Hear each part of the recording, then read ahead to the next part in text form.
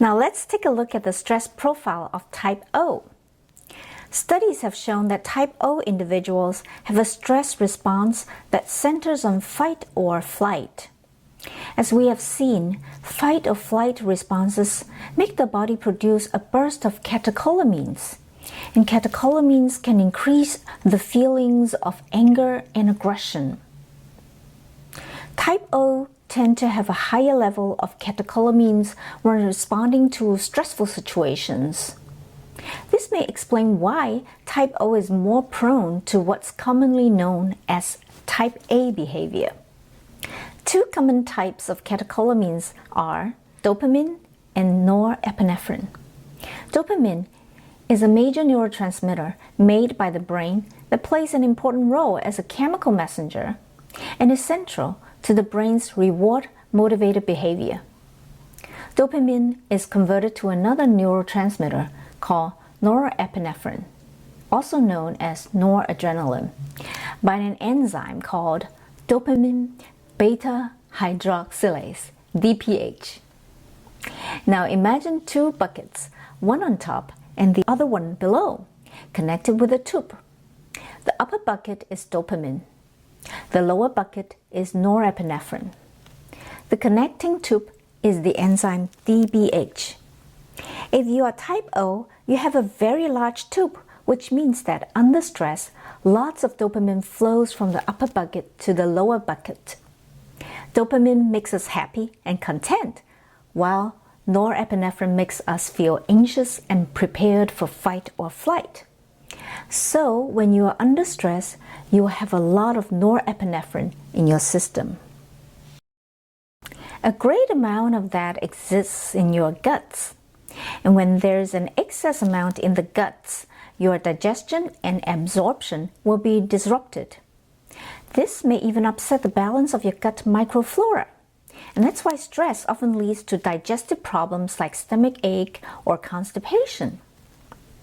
Luckily, you can manage this stress response by changing your dietary and lifestyle habits. Vigorous exercise and a high-protein diet can narrow the tube and block the enzyme DBH a little bit, thus preventing some dopamine from being converted into the anxiety-inducing norepinephrine. Intense exercises also help you release this stress hormone and turn it into a positive experience. On the other hand, wheat can widen the tube, draining dopamine and causing the norepinephrine bucket to overflow. What does a vigorous exercise program consist of? It should include a warm-up period. Warm-up is very important to prevent injuries. It should include stretching and flexibility moves to prevent tears in the muscles and tendons. And then the main exercise period is for you to work up the maximum cardiovascular benefits. You must elevate your heart rate to about 70% of your maximum heart rate during this period. Once that rate is achieved during exercise, continue exercising to maintain for about 30 minutes. Now, the last step of the exercise routine is the cool-down period. A regular program of intense aerobics exercises will help you control your weight or lose weight and maintain your emotional balance.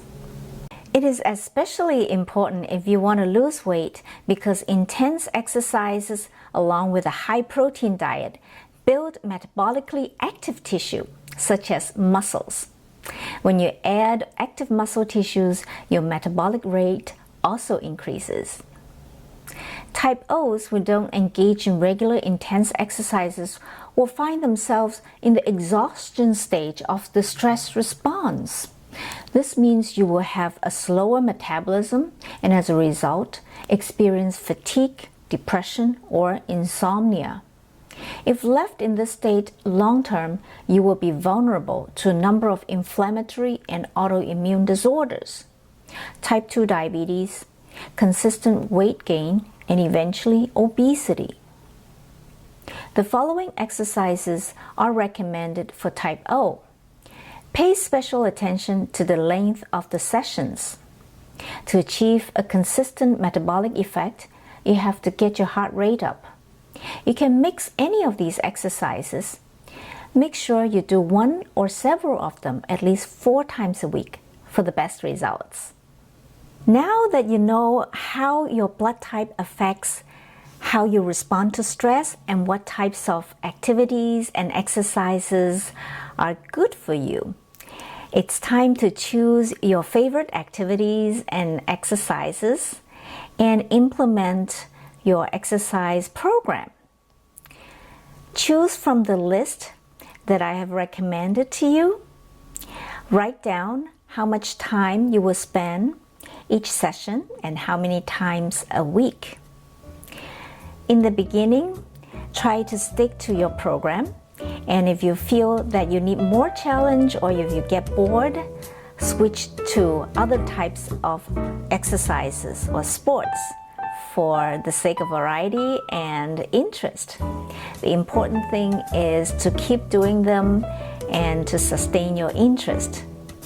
Find the sports that really interest you, that you can do for the long run.